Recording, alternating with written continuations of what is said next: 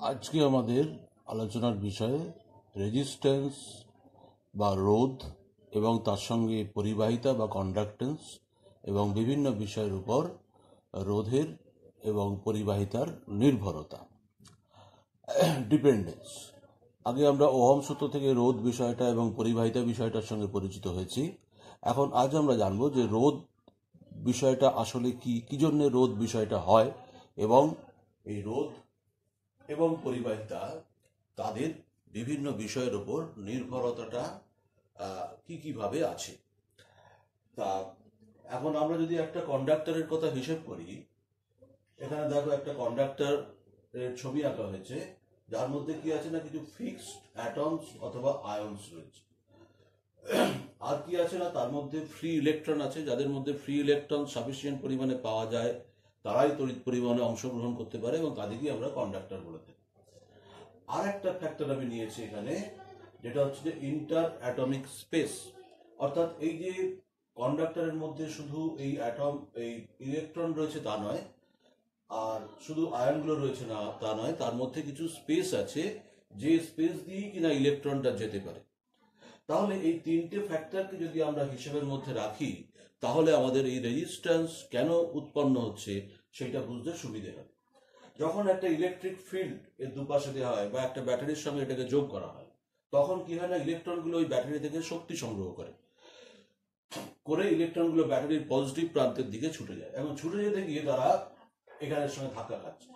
এখান থেকে ধাক্কা খেয়ে হয়তো এখানে এলো, এসে আবার এখান থেকে রিবাউন্ড করলো, করে আবার শক্তি সংগ্রহ করলো, করে এইভাবে চলতে থাকছে। তা এইভাবে চলতে থাকার ফলেই এখানে এই রোধ ব্যাপারটা উৎপন্ন হচ্ছে। যদি এরকম হতো ইলেকট্রন কোনো বাধা পায় না, তাহলে সেখানে রোধ ব্যাপারটা থাকতো না। বর্তমানে বিজ্ঞানীরা সেটা চেষ্টা করেছেন, যার জন্য সুপার কন্ডাক্টর বানিয়েছেন, যার মধ্যে রেজিস্ট্যান্সটা জিরো হয়। সেটা অবশ্য অনেক কম টেম্পারেচারে নিয়ে যেতে হয় মেটেরিয়ালটাকে, যাই হোক সেটা অন্য কথা। তাহলে এই ফ্যাক্টরগুলোর জন্য আমাদের এখানে রোধ হচ্ছে এবং তার সঙ্গে সঙ্গে আমি আগের দিন বলেছি যে রোধ এবং পরিবাহিতা এই দুটো ধর্ম পাশাপাশি থাকে এবং তার সঙ্গে সঙ্গে পরিবাহিতা ধর্মটাও হচ্ছে, অর্থাৎ ইলেকট্রন যেমন যেতে গিয়ে বাধা পাচ্ছে তেমনিভাবে আবার ইলেকট্রন পরিবাহিতও হচ্ছে। তাহলে এখানে এই যে ফিক্সড অ্যাটমস আর আয়নস গুলো রয়েছে বা তাদের জন্য যে বাধা, সেই বাধার জন্য ইলেকট্রন রেজিস্টেড হচ্ছে, আমরা সেটা সেই প্রপার্টিটাকে আমরা বলছি রেজিস্ট্যান্স। এবং এই যে মেটেরিয়ালটা সে ফ্রি ইলেকট্রন সাপ্লাই করছে এবং তাদের মধ্যে এই যে ইন্টার অ্যাটমিক স্পেস গুলো রয়েছে, সেই স্পেসের মধ্যে দিয়ে ইলেকট্রনটা যেতে পারছে, তাহলে এই প্রপার্টিটা তাকে ইলেকট্রন কন্ডাক্ট করতে বা ইলেকট্রন পরিবহন করতে সাহায্য করছে। এই ধর্মটাকে আমরা বলে থাকি যে কন্ডাক্টিভিটি। আমরা বলেছি যে এই রেজিস্ট্যান্স এবং কন্ডাক্টিভিটি দুটো প্রপার্টি একসঙ্গে থাকবে। আচ্ছা, এখন এই রেজিস্ট্যান্স ব্যাপারটা বিজ্ঞানীরা হিসেব করে দেখলেন বা এক্সপেরিমেন্ট করে দেখলেন যে কি বিষয়ের উপর ডিপেন্ড করতে পারে, কি ফ্যাক্টর সেখান থেকে রেজিস্ট্যান্সটাকে প্রভাবিত করতে পারে। যেটা আমরা আগের দিন ওহমস ল পড়তে গিয়ে দেখেছি যে আমরা সেখানে কতগুলো ফ্যাক্টর ফিক্স করেছিলাম, যে temperature and other superficial condition, উষ্ণতা এবং অন্যান্য ভৌত অবস্থা, সেটা যদি অপরিবর্তিত থাকে তাহলে ওই এটার সঙ্গে ওটা প্রপোর্শনাল হবে। তা সেইগুলো নিশ্চয়ই তাহলে রেজিস্ট্যান্সকে এফেক্ট করে। প্রথমেই আমরা দেখছি যে দৈর্ঘ্য বা লেন্থ। দেখো এখানে দুটো ছবি আঁকা আছে যে একই ক্রস সেকশন, তার দুটো বিভিন্ন লেন্থ আছে। এখন এই দুটো বিভিন্ন লেন্থের মধ্যে দিয়ে যখন ইলেকট্রন যেতে চাইবে, তখন সেখানে কোনটায় বেশি বাধা হবে কোনটায় কম বাধা হবে সেটা আমাদের বুঝে নিতে হবে। তাহলেই আমরা এই লেন্থের সঙ্গে কিরকম ভাবে রেজিস্ট্যান্সটা ভ্যারি করে সেটা বুঝতে পারবো। এখন ইলেকট্রন যখন এখানে দেখছো যে এখানে যতগুলো অ্যাটম আছে তার চেয়ে এখানে অনেক বেশি অ্যাটম আছে, তাহলে নিশ্চয়ই ইলেকট্রনটা এখান দিয়ে যেতে গিয়ে যত পরিমাণ বাধার সম্মুখীন হবে, এখানে যেতে গিয়ে তার চেয়ে বেশি পরিমাণ বাধার সম্মুখীন হবে। সুতরাং আমরা দেখবো যে যত লেন্থ বাড়বে তত রেজিস্ট্যান্সটা বাড়বে, সেজন্য আমরা পাচ্ছি ওখান থেকে আর ভ্যারিজেন্স এল। আচ্ছা, সেকেন্ড ফ্যাক্টর হচ্ছে এরিয়া অফ ক্রস সেকশন বা প্রস্থচ্ছেদের ক্ষেত্রফল। একই দৈর্ঘ্যের দুটো বিভিন্ন প্রস্থচ্ছেদের কন্ডাক্টর বা পরিবাহী নেওয়া হয়েছে। এখানে দেখো এখানেও যত অ্যাটম আছে তার চেয়ে এখানে বেশি অ্যাটম আছে, তাহলে আমরা বলতে পারি তাহলে যে নিশ্চয়ই এখানে রোধটা বেশি হবে, এখানে বেশি অ্যাটম আছে, বেশি সংঘর্ষ হবে। কিন্তু এখানে আমি প্রথমেই এই যে আরেকটা কথা বলেছিলাম যে ইন্টার অ্যাটমিক স্পেস। এখন ইলেকট্রন এখানে যেতে গিয়ে একটা সরু চ্যানেল, তার মধ্যে দিয়ে যেতে গিয়ে তার যতটা বাধা পাবে, একটা মোটা চ্যানেল হলে, একটা থিক চ্যানেল হলে তার মধ্যে দিয়ে যেতে গিয়ে সে কম বাধা পাবে, অনেক বেশি ফাঁকা জায়গা পাবে যেখান দিয়ে সে বেরিয়ে যেতে পারবে। যেমন তুমি ধরো একটা সরু রাস্তা, সেই রাস্তায় গাড়ি ইত্যাদি হয়ে জ্যাম হয়ে আছে, তাহলে সেখানে তোমার যাওয়াটা সহজ হবে না। একটা চওড়া রাস্তা, সেখানেও হয়তো অনেক গাড়ি আছে, তাহলে তার মধ্যে দিয়ে তুমি সহজে বেরিয়ে যেতে পারবে। এখানেও ব্যাপারটা ঠিক সেরকম। এবং সেখান থেকে দেখা যাচ্ছে তাহলে প্রস্থচ্ছেদ যত বাড়ছে তত তার রেজিস্ট্যান্সটা কম হচ্ছে। সেই জন্য আর এর সঙ্গে এটা রেসিপ্রোকাল রিলেশন, অর্থাৎ এ বাড়লে আর কমবে। আচ্ছা, এখন এই দুটো ফ্যাক্টর থেকে আমরা যেটা পেলাম যে R varies as L and R varies as 1/a, তাহলে এইখান থেকে আর ভ্যারিজেস এল বাই এ, সেখানে একটা কনস্ট্যান্ট এলো। এই কনস্ট্যান্টটা কি প্রকাশ করছে না, এই মেটেরিয়াল বা উপাদানের যে প্রপার্টি, এই যে উপাদান, আমি একটা লোহার তার নিলাম, একটা তামার তার নিলাম, একটা সোনার তার নিলাম, ইত্যাদি ইত্যাদি, তাহলে তার সবার ক্ষেত্রে রেজিস্ট্যান্সটা সমান হবে না। কেন হবে না? না, যদি তাদের লেন্থ এবং এরিয়া অফ ক্রস সেকশন সমানও হয়, একটা লোহার তার, একটা তামার তার, একটা অ্যালুমিনিয়ামের তার, তাদের রেজিস্ট্যান্স সমান হবে না। কেন হবে না? সেটা তাদের ইন্টারনাল স্ট্রাকচারের জন্য। ইন্টারনাল স্ট্রাকচার এবং ইন্টার অ্যাটম স্পেস, এইটা বিভিন্ন জায়গায় বিভিন্ন রকম। এই প্রপার্টিটা কিন্তু তার length, area of cross section এইসবের উপর ডিপেন্ড করছে না, সেটা তার নিজস্ব প্রপার্টি, ইন্ট্রিনসিক প্রপার্টি। তা সেটা এই জন্যে এখান থেকে আমাদের এই উপাদান ব্যাপারটা আসছে, এবং এই উপাদান বা মেটেরিয়াল, এটার ফ্যাক্টর একটা থাকছে, সেইটার কার ক্ষেত্রে কত বেশি, কার ক্ষেত্রে কত কম, সেটাও রেজিস্ট্যান্সটাকে কন্ট্রোল করছে। সেই জন্য আমরা এখানে এই কনস্ট্যান্টটা, এই যে রো কনস্ট্যান্টটা এই মেটেরিয়ালের প্রপার্টিটাকে বোঝাচ্ছে। তাহলে এখান থেকে পেলাম R equal to rho into L by A. এটা একটা বিশেষ ফর্মুলা, যেটা তোমাদের অঙ্ক করতে সবসময় কাজে লাগবে, যে একটা নির্দিষ্ট লেন্থ এবং নির্দিষ্ট ক্রস সেকশন এবং একটা নির্দিষ্ট উপাদানের পরিবাহী তার রোধ কত, সেটা আমরা বিভিন্নভাবে অঙ্কের ক্ষেত্রে পাবো। এই রোটাকে বলা হচ্ছে রেজিস্টিভিটি বা রোধাঙ্ক। এখান থেকে আমরা বলতে পারি যে যদি এই রো ইকুয়াল টু হচ্ছে R into A by L, rho equal to R into A by L, তাহলে এখান থেকে বলা যায় যে যদি এল ইকুয়াল টু 1 হয় আর এ ইকুয়াল টু 1 হয়, তাহলে আর রো ইকুয়াল টু হচ্ছে আর, অর্থাৎ unit length, unit cross section. এরকম যদি একটা কন্ডাক্টরের একটা খণ্ড নেওয়া যায়, একটা পিস নেওয়া যায়, সেই পিসের দুটো এন্ডের মধ্যে যে রেজিস্ট্যান্স, অর্থাৎ যদি আমরা এরকম একটা ইউনিট কিউব ধরি,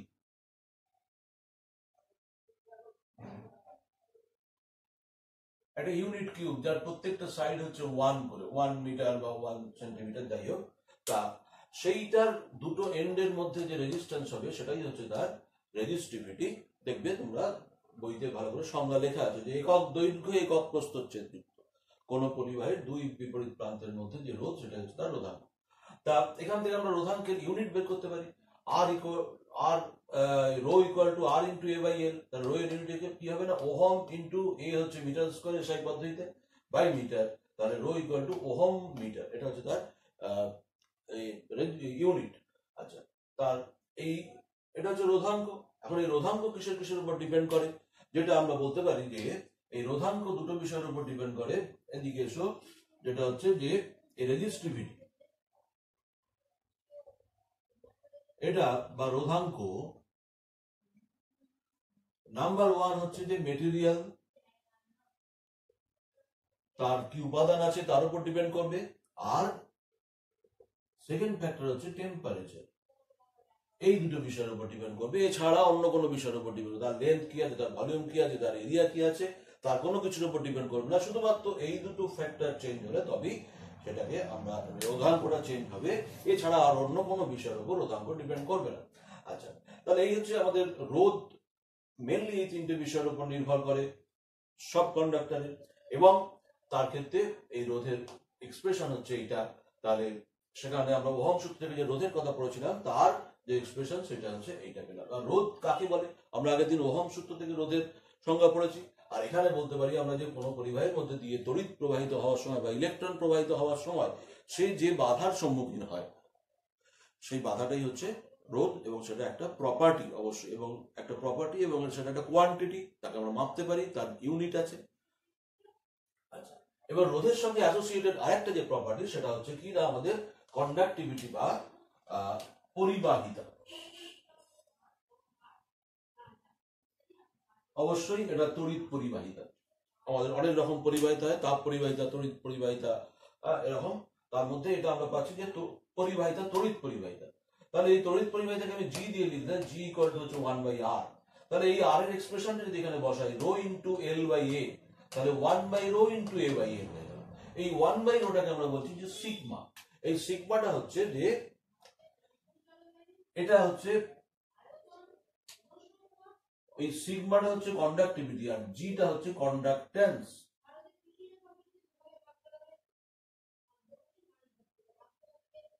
যেমন রোধ, সেই রোধের বিপরীত ধর্ম হচ্ছে কন্ডাক্ট্যান্স, তেমনি ভাবে রেজিস্টিভিটি তার রেসিপ্রোকাল প্রপার্টি হচ্ছে এই কন্ডাক্টিভিটি বা পরিবাহিতাঙ্ক, আর এটা হচ্ছে কন্ডাক্ট্যান্স বা পরিবাহিতা।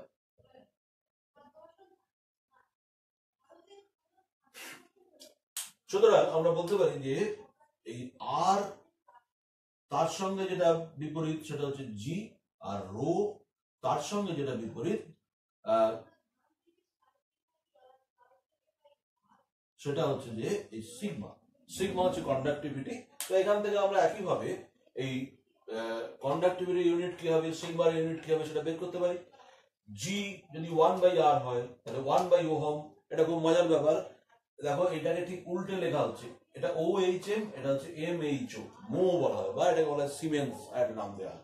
আর sigma equal to G into A বা এল বাই এ, তাহলে mho into metre by metre square, তাহলে মো বাই মিটার, এই মোটা হচ্ছে siemens by metre, siemens metre inverse. এটা হচ্ছে কন্ডাক্টিভিটির ইউনিট। তাহলে এখান থেকে আমরা এই রোধ বা রেজিস্ট্যান্স এবং কন্ডাক্টিভিটি সেটা কি কি ফ্যাক্টরের উপর ডিপেন্ড করছে সেটা আমরা দেখলাম। হ্যাঁ, তাহলে এখান থেকে আমরা বলতে পারি যে রোধ লেন্থের সঙ্গে প্রপোর্শনাল, এরিয়ার সঙ্গে ইনভার্সলি প্রপোর্শনাল। ঠিক একইভাবে জিটা প্রপোর্শনাল টু 1/l, আর এই জিটা প্রপোর্শনাল টু এ, এর সঙ্গে সমানুপাতিক আর এল এর সঙ্গে ব্যস্তানুপাতিক। এবং এখানে যে রো এর সঙ্গে তো জি এর ব্যস্তানুপাতিক সম্পর্ক, আর সিগমা আর রো এর যে রিলেশন সেটা হচ্ছে যে সিগমা ইকুয়াল টু হচ্ছে 1/ρ। এইগুলো গেল আমাদের এই রোধ বা রেজিস্ট্যান্স এবং কন্ডাক্টিভিটি সেটা কি কি বিষয়ের উপর ডিপেন্ড করে। রেজিস্ট্যান্স কেন টেম্পারেচারের উপর ডিপেন্ড করে, টেম্পারেচার বাড়লে রেজিস্ট্যান্সটা কেন বাড়বে। আমরা জেনেছি যে ইলেকট্রন যখন যেতে গিয়ে এখানে এই মলিকুলগুলোর সঙ্গে বা আয়নগুলোর সঙ্গে ধাক্কা খাচ্ছে, তখন তার গতিপথটা এরকমভাবে পরিবর্তিত হয়ে যাচ্ছে, যার জন্য রেজিস্ট্যান্স হচ্ছে। এখন টেম্পারেচার বাড়ালে কি হয় না, এই যে মলিকুলগুলো আছে বা আয়নগুলো আছে বা অ্যাটমগুলো আছে, তারা এরকম ভাবে ভাইব্রেট করতে থাকে, তাদের একটা ভাইব্রেশনাল এনার্জি হয়, ভাইব্রেশন হয়, এবং ভাইব্রেশনের জন্য ইলেকট্রনটা যেতে গিয়ে ওখানে আরো বেশি বেশি করে বাধা পাচ্ছে, এবং সেজন্যই এই রেজিস্ট্যান্সটা বেড়ে যায়। আবার কারোর ক্ষেত্রে দেখা যাবে যে টেম্পারেচার বাড়ার রেজিস্ট্যান্স কমে যাচ্ছে, তার ক্ষেত্রে অন্য মেকানিজম আছে। তা এখানে জেনারেলি কন্ডাক্টরের ক্ষেত্রে বা পরিবাহীর ক্ষেত্রে আমরা টেম্পারেচার বাড়ালে তার রেজিস্ট্যান্সটা বেড়ে যাচ্ছে, কারণ এদের ভাইব্রেশন গুলো বাড়ছে, এবং ভাইব্রেশনের বাড়ার জন্য ইলেকট্রনের সঙ্গে তাদের কলিশন বা সংঘর্ষের সংখ্যাও বেড়ে যাচ্ছে, এবং সেই জন্যই এখানে রেজিস্ট্যান্সটা বেড়ে যাচ্ছে। রেজিস্ট্যান্স কিভাবে টেম্পারেচারের উপর ডিপেন্ড করে সেই বিষয়টা আমরা আজকে দেখব। এখানে 0 ডিগ্রি বা 20 ডিগ্রি সেন্টিগ্রেডে একটা কন্ডাক্টরের রেজিস্ট্যান্সকে ধরা হয়েছে আর রেফারেন্স, এবং সেটা টেম্পারেচার বাড়ানো হচ্ছে, টি ডিগ্রি সেন্টিগ্রেড করা হচ্ছে ধরা যায়, সেখানে তার রেজিস্ট্যান্স হচ্ছে 8T। তাহলে এখানে আমরা একটা কোয়ান্টিটি বলি যে টেম্পারেচার কোএফিসিয়েন্ট অফ রেজিস্ট্যান্স বা রোধের উষ্ণতা গুণাঙ্ক, যেটা হচ্ছে যে একই রকম ভাবে ঠিক যেরকম দৈর্ঘ্য প্রসারণ গুণাঙ্ক, ক্ষেত্র প্রসারণ গুণাঙ্ক ইত্যাদি হয়েছিল, যে coefficient of linear expansion, coefficient of superficial expansion, তার মতো alpha equal to RT minus R reference divided by R reference into T minus T reference. Resistance increase divided by initial resistance into temperature increase. তাহলে সেখান থেকে আমরা পাচ্ছি RT equal to R reference into 1 plus alpha T। এই capital টিটা ধরা হচ্ছে T minus T reference, আর এই T reference এই টেম্পারেচারটা ধরা হয় 20 to 25 degree centigrade normal temperature, অথবা 0 ডিগ্রি সেন্টিগ্রেড। যদি আমরা এর মধ্যে কোনো টেম্পারেচার ধরি তখন এই ফর্মুলাটা আর রেফারেন্স দিয়ে লিখতে পারি, আর যদি 0 ডিগ্রি সেন্টিগ্রেড ধরি তাহলে ফর্মুলাটা R equal to R0 into 1 plus alpha t এইভাবে লিখতে পারি। এখন এই আলফার ভ্যালু নেগেটিভ, পজিটিভ ইত্যাদি বিভিন্ন রকম হতে পারে। তার আগে আমরা আলফার ইউনিটটা বের করে নেবো। আলফার ইউনিট কি হচ্ছে না, আলফা উপরে হচ্ছে রেজিস্ট্যান্স, নিচেও রেজিস্ট্যান্স ইন্টু টেম্পারেচার। তাহলে রেজিস্ট্যান্সের ইউনিট কেটে গেল, তাহলে সেখানে হচ্ছে শুধু টেম্পারেচারের ইউনিট রইল। যেরকম ভাবে কোএফিসিয়েন্ট অফ লিনিয়ার এক্সপানশন, দৈর্ঘ্য গুণাঙ্ক ইত্যাদি ইউনিট যেরকম ভাবে শুধুমাত্র টেম্পারেচারের উপর ডিপেন্ড করে, এখানেও সেই একই রকম আসছে। আচ্ছা, এখন আলফার ভ্যালু নেগেটিভ হতে পারে, পজিটিভ হতে পারে, 0 হতে পারে। আলফার ভ্যালু পজিটিভ হলে রেজিস্ট্যান্সের মানটা বাড়বে, টেম্পারেচার বাড়লে রেজিস্ট্যান্সের মান বাড়বে। আলফার ভ্যালু নেগেটিভ হলে রেজিস্ট্যান্সটা কমবে। আর আলফা 0, তার মানে সেখানে টেম্পারেচার বাড়বে, রেজিস্ট্যান্স বাড়বে না। এটা খুব স্পেসিফিক ক্ষেত্রে দেখা যায়, যেমন হচ্ছে সুপার কন্ডাক্টরের ক্ষেত্রে। সুপার কন্ডাক্টর যাদের ক্ষেত্রে রেজিস্ট্যান্স 0 করা হয়, খুব লোয়ার টেম্পারেচারে, নিয়ারেস্ট টু অ্যাবসলিউট 0 টেম্পারেচার, এবং সেখানে তার একটা ক্রিটিক্যাল টেম্পারেচার থাকে, যে টেম্পারেচারের নিচে আমাদের এই কন্ডাক্টরগুলো সুপার কন্ডাক্টরের মতো বিহেভ করে। আমাদের জেনারেলি কন্ডাক্টরের কিছু রেজিস্ট্যান্স থাকে, আমাদের বিজ্ঞানীরা সবসময় চেষ্টা করেন যে সেটাকে, রেজিস্ট্যান্সটাকে মিনিমাম করার। সেই রেজিস্ট্যান্সটাকে মিনিমাম করে একটা ক্রিটিক্যাল টেম্পারেচারে পৌঁছে, টেম্পারেচার কমাতে কমাতে একটা ক্রিটিক্যাল টেম্পারেচারে গিয়ে তারপরে তার রেজিস্ট্যান্সটা 0 হয়ে যায়, তখন হচ্ছে সুপার কন্ডাক্টর। সেখানে আমাদের তার রেজিস্টিভিটিও 0 হয়, এবং সেখানে অবশ্যই তার আলফা ভ্যালুটা 0 হয়। আচ্ছা, এখন আমরা দেখতে পারি এখানে কনস্ট্যান্টাইন, ম্যাঙ্গানিন ইত্যাদি, এদের ক্ষেত্রে no change with temperature of resistance. Constantan হচ্ছে কপার আর নিকেলের যে অ্যালয়ের সংকর ধাতু, ম্যাঙ্গানিন কপার, ম্যাঙ্গানিজ নিকেল তার যে সংকর ধাতু। সংকর ধাতুর ক্ষেত্রে দেখা যায় যে অ্যালয়গুলোর ক্ষেত্রে তার যে কম্পোনেন্ট মেটেরিয়াল গুলো আছে, তার যে উপাদান ধাতুগুলো আছে, সেইগুলোর চেয়ে তার রেজিস্ট্যান্সটা অনেক স্টেবল হয়, তার রেজিস্ট্যান্সটা টেম্পারেচারের সঙ্গে সঙ্গে খুব একটা ইনক্রিজ করে না। নো চেঞ্জ উইথ টেম্পারেচার, তার মানে তার ক্ষেত্রে এই আলফার ভ্যালুটা 0 হতে পারে। অ্যালয় তাদের হাই রেজিস্টিভিটি থাকে, কিন্তু এই টেম্পারেচার কোএফিসিয়েন্ট অফ রেজিস্ট্যান্স, এই টেম্পারেচার কোএফিসিয়েন্ট অফ রেজিস্ট্যান্স বা রোধের উষ্ণতা গুণাঙ্ক, এটার ভ্যালুটা খুব কম হয়। সেই জন্য তাদেরকে ইলেকট্রনিক ডিভাইসেস, হিটার, এই সমস্ত ক্ষেত্রে বেশি করে ব্যবহার করা হয়। আর জেনারেলি সাধারণ যে কন্ডাক্টর গুলো আছে, লোহা, তামার, সোনা, রূপো, কপার, সিলভার, আয়রন, হ্যাঁ, তাদের ক্ষেত্রে আলফার ভ্যালুটা পজিটিভ হয়। তাদের ক্ষেত্রে টেম্পারেচার বাড়ালে এই রেজিস্ট্যান্সটা বাড়তে থাকে। আচ্ছা, আর কিছু কিছু মেটেরিয়াল আছে, যেমন হচ্ছে কার্বন, সেমিকন্ডাক্টর, সিলিকন, জার্মেনিয়াম, যেগুলোকে আমরা অর্ধপরিবাহী বা সেমিকন্ডাক্টর বলে থাকি, তাদের ক্ষেত্রে এই রেজিস্ট্যান্স আর রেজিস্টিভিটি এটা ডিক্রিজেস উইথ টেম্পারেচার। টেম্পারেচার বাড়ালে তাদের ক্ষেত্রে রেজিস্ট্যান্সটা কমতে থাকে। তার আলাদা মেকানিজম আছে, সে বিষয়ে আমরা পরে আসতে পারবো। তা আমরা যেটা জানছি, তাহলে এদের ক্ষেত্রে এই আলফাটা হচ্ছে নেগেটিভ, আর এদের ক্ষেত্রে আমরা বলতে পারি যে আলফাটা হচ্ছে 0। Silver has the lowest R or rho value. সিলভারের ক্ষেত্রে সবচেয়ে কম ভ্যালু, আর তার চেয়ে সব কম ভ্যালু হচ্ছে যে কপার। এদের ক্ষেত্রে রেজিস্টিভিটি কম হয়, সেই জন্য আমাদের সাধারণ কন্ডাক্টর হিসেবে সিলভার, বা যেটা আমরা বলে থাকি অনেক সময় অ্যালুমিনিয়াম বলে থাকি, বা কপার, এই কপার ইউজ করা হয়। তামার তার আমরা সাধারণত ক্ষেত্রে ব্যবহার করি। আচ্ছা, আর এখানে আরেকটা বিষয় যেটা হচ্ছে যে এই টেম্পারেচারের সঙ্গে সঙ্গে বিভিন্ন মেটেরিয়াল আমাদের সাধারণত আছে, যে conductor, non conductor, semiconductor and super conductor. এই 4টে ডিভিশন আমরা ইলেকট্রিক্যাল কন্ডাক্টিভিটি থেকে পেতে পারি, যে একটা হচ্ছে কন্ডাক্টর, আর হচ্ছে নন কন্ডাক্টর, আর একটা হচ্ছে যে সেমিকন্ডাক্টর তার মাঝে আছে, আর হচ্ছে সুপার কন্ডাক্টর। যারা নন কন্ডাক্টর তাদের ক্ষেত্রে তো টেম্পারেচার বাড়ালো, সেখানে ওই রেজিস্ট্যান্স বাড়া কমার ইত্যাদি কোনো ব্যাপার আসছে না। তাহলে অন্যগুলোর ক্ষেত্রে তার বিহেভিয়ারটা কিরকম হবে সেগুলো আমরা দেখব। জেনারেল কন্ডাক্টরের ক্ষেত্রে টেম্পারেচার বাড়ালে একদম এখান থেকে যদি আমরা 0 ডিগ্রিতে ধরি, 0 ডিগ্রিতে তার কিছু রেজিস্ট্যান্স থাকে, অর্থাৎ সেটা 0 ডিগ্রিতে গিয়ে রেজিস্ট্যান্স 0 হবে না, সেটা অন্য জায়গায় গিয়ে 0 হবে, সেটা আমরা পরে আসছি, পরে দেখাচ্ছি। আচ্ছা, আর কন্ডাক্টরের ক্ষেত্রে জেনারেলি টেম্পারেচার বাড়লে রেজিস্ট্যান্সটা এরকম ভাবে বাড়তে থাকে। আর সেমিকন্ডাক্টর তাদের ক্ষেত্রে টেম্পারেচার বাড়লে রেজিস্ট্যান্স আস্তে আস্তে আস্তে আস্তে আস্তে কমতে থাকে। আর সুপার কন্ডাক্টর, এদের ক্ষেত্রে এই ক্রিটিক্যাল টেম্পারেচারের নিচে রেজিস্ট্যান্সটা হচ্ছে 0, ক্রিটিক্যাল টেম্পারেচারের পর থেকে তারা আবার ওই জেনারেলি কন্ডাক্টরের মতো তার গ্রাফের কাছাকাছি চলে যাচ্ছে, বা ওদের মতোই বিহেভ করছে। সুতরাং এই সুপার কন্ডাক্টরের ক্ষেত্রে critical temperature, below the critical temperature they have no resistance, সেটাই এই গ্রাফেতে দেখানো হয়েছে। আচ্ছা, বাট এই যে আলফার ভ্যালুটা, এই আলফার ভ্যালুটা কিন্তু কনস্ট্যান্ট নয়।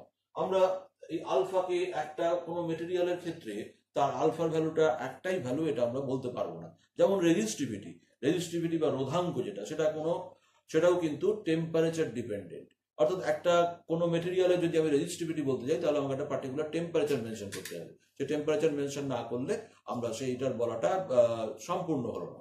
তা কারণ সেখানে আমরা বলেইছি যে রেজিস্টিভিটি ব্যাপারটা টেম্পারেচার অ্যান্ড মেটেরিয়াল এই দুটো বিষয়ের উপর ডিপেন্ড করছে। কাজে টেম্পারেচার চেঞ্জ হয়ে গেলে তার রেজিস্টিভিটিটা চেঞ্জ হয়ে যাবে, কারণ যেহেতু টেম্পারেচার চেঞ্জ হলে তার রেজিস্ট্যান্স চেঞ্জ হয়ে যাচ্ছে, সুতরাং তার রেজিস্টিভিটিটা হচ্ছে আরো বেশি ইন্ট্রোডিউসিং ব্যাপার রেজিস্ট্যান্সের চেয়ে, কারণ resistance length, area, cross section এগুলোর উপর ডিপেন্ড করে, কিন্তু রেজিস্টিভিটিটা কিন্তু তাদের উপর ডিপেন্ড করে না। কাজে রেজিস্টিভিটিটা কিন্তু টেম্পারেচারের উপর ডিপেন্ড করে, সেই টেম্পারেচার ডিপেন্ডেন্স তার থাকবে এবং সেটা that will be at a particular temperature. তাহলে এখন এই আলফাও কিন্তু কনস্ট্যান্ট নয়, সেটাও একটা টেম্পারেচারে আমরা বলছি যে আলফা। যেমন আমরা এখানে যদি বলি যে R equal to R01 plus alpha t, তাহলে এই আলফাটা হচ্ছে R0 0 ডিগ্রি সেন্টিগ্রেডে তার এই কোএফিসিয়েন্টটা হচ্ছে আলফা। আবার যদি টেম্পারেচারটা চেঞ্জ হয়, আলফাটা পাল্টে যাবে। It changes with temperature, so we must mention temperature with the value of alpha. এখন এই R equal to R01 plus alpha t, এই ইকুয়েশনটাকে যদি আমরা গ্রাফ আঁকতে চাই, তাহলে তার গ্রাফটা কিরকম হবে সেটা আমরা এখানে দেখিয়েছি। এদিকে আর এদিকে হচ্ছে টেম্পারেচার। দেখো এই যে R0, এখানে যদি টি ইকুয়াল টু 0 করি, আর এর ভ্যালু আছে R0, তাহলে টি ইকুয়াল টু 0 করলে আর এর ভ্যালু হচ্ছে R0, এবং তারপরে সেটা এরকম ভাবে বাড়তে থাকছে ফর জেনারেল কন্ডাক্টরস। আর এখান থেকে এই গ্রাফ থেকে আমরা একটা থিওরিটিক্যাল ভ্যালু পাই, এক্সপেক্টেড ভ্যালু, যে এই গ্রাফটাকে যদি আমরা পিছনের দিকে প্রডিউস করি, তাদের পিছনের দিকে বাড়াই, তাহলে দেখছি যে এই -T ডিগ্রি সেন্টিগ্রেড এইখানে গিয়ে তার রেজিস্ট্যান্সটা 0 হচ্ছে। তাহলে এইটাকে আমরা বলতে পারি যে এই টেম্পারেচারে গিয়ে তাকে তার রেজিস্ট্যান্সটা 0 হতে পারে, কিন্তু প্র্যাকটিক্যালি দেখা যায় না। প্র্যাকটিক্যালি সেটাকে রেজিস্ট্যান্সটাকে 0 করতে গেলে সেখানে আরো কিছু মেকানিজম থাকে, এটা জেনারেলি যেগুলো মেনটেন করে সুপার কন্ডাক্টর তৈরি করা হয়, তার প্র্যাকটিক্যাল গ্রাফটা হয় এইরকম। তাহলে এখান থেকে আমরা এই টেম্পারেচারের উপর রেজিস্ট্যান্স কিভাবে ডিপেন্ড করে সেই বিষয়গুলো জানলাম। এছাড়াও আলো, চৌম্বক ক্ষেত্র এবং চাপ কোনো কোনো ক্ষেত্রে রোধকে প্রভাবিত করে কিছু কিছু ধাতুর ক্ষেত্রে। যেমন সেলেনিয়াম ধাতুর ক্ষেত্রে আলো পড়লে রোধ কমে যায়, তাদের উপর যত আলোর ইন্টেন্সিটি বা তীব্রতা বাড়ে, লাইটের ইন্টেন্সিটি যত বাড়ে তত তার রেজিস্ট্যান্সটা কমে যাচ্ছে, এবং সেগুলোকে আমরা ওই ফটো ইলেকট্রিক সেল সেই সমস্ত তৈরির কাজে লাগাই। আচ্ছা, বিসমাথ ধাতুকে ম্যাগনেটিক ফিল্ডে রাখলে তার রেজিস্ট্যান্স কমে যাচ্ছে, এবং একইভাবে ম্যাগনেটিক ফিল্ডের ইন্টেন্সিটি বাড়লে তার রেজিস্ট্যান্সটা কমে যাচ্ছে। কাঠ কয়লা, তার ফাঁকে ফাঁকে অনেক বায়ু বুদবুদ থাকে, বায়ু হচ্ছে যে ইনসুলেটর, অন্তরক পদার্থ, তার জন্য কাঠকয়লার রেজিস্ট্যান্সটা বেশি হয়। এবার যদি তার উপর চাপ দেওয়া যায়, তাহলে তখন ওই এয়ারটা বেরিয়ে যায়, বায়ুটা বেরিয়ে যায়, এবং তার যে কার্বন কণাগুলো, কার্বন পার্টিকেলগুলো আছে, তারা খুব কাছাকাছি চলে আসে, এবং ফলে তার রেজিস্ট্যান্স কমে যাচ্ছে। তা এইভাবে আমরা দেখলাম যে রোধ অনেকগুলো ফ্যাক্টরের উপর ডিপেন্ড করে। প্রথমে আমরা দেখেছিলাম দৈর্ঘ্য, প্রস্থচ্ছেদ, উপাদান, তারপরে দেখলাম যে তার টেম্পারেচারের উপর ডিপেন্ড করছে, এবং আবার কিছু কিছু স্পেসিফিক কেসে তারা লাইট ইন্টেন্সিটি, ম্যাগনেটিক ফিল্ড এবং চাপ ইত্যাদির উপরও ডিপেন্ড করছে।